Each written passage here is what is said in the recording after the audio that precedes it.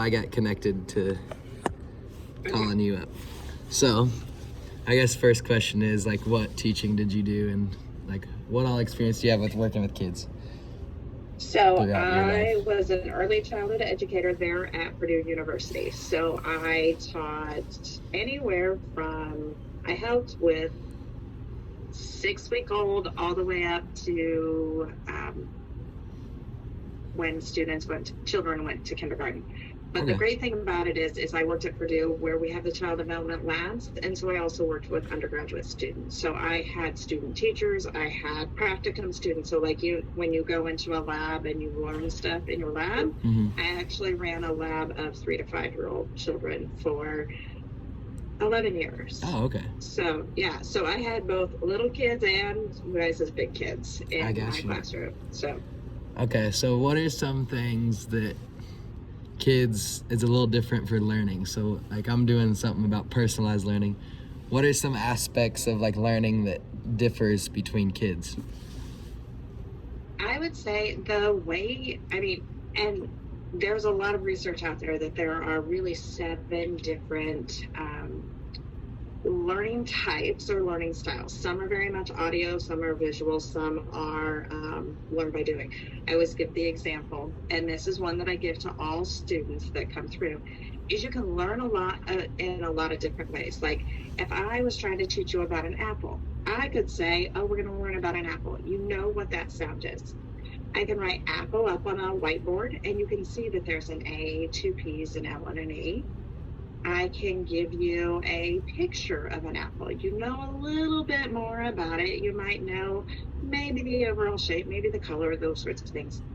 I can give you a real apple and you can learn a heck of a lot of things from that real apple. So sound, taste, smell, feel, all of those different things. And students learn in each and every way.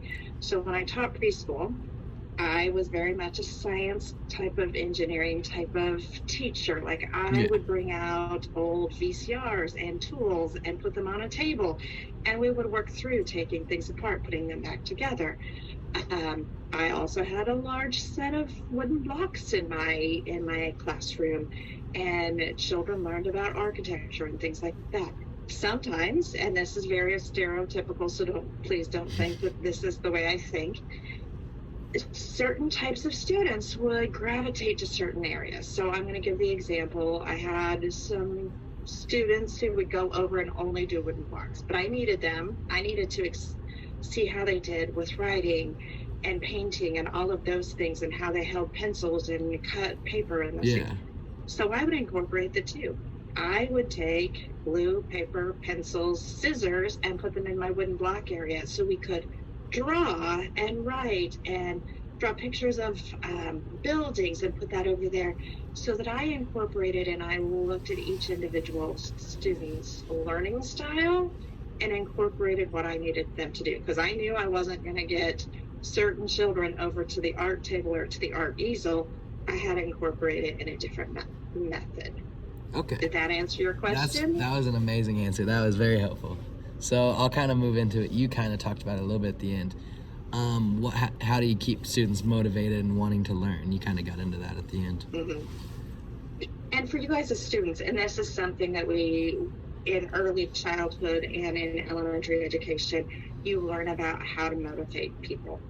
And I will tell you that I learned this at a conference. I heard this. It was the final kind of phrase that a speaker did, and it was like the most boring session of the entire thing, but the last 2 minutes was the best part. And because she was going through all of her research, and she said, we did research, and she goes, I asked students, how do you know if you're going to enjoy the class and learn anything from the class? And the student said, I can tell in the first 30 seconds to minute and a half if I'm going to learn anything in this class. And the researcher said, how do you know? And the student said, if I see a passion in my professor's eyes or my instructor's eyes, I know that they're passionate and they're going to get me excited about the topic. I will tell you, Hicks Undergraduate Library there at Purdue, right?